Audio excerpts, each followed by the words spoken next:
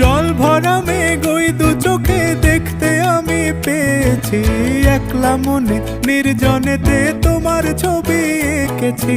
নাম রেখেছি বনলতা যখন দেখেছি, হয়তো বা সেই ক্ষণেই তোমায় ভালোবেসেছি।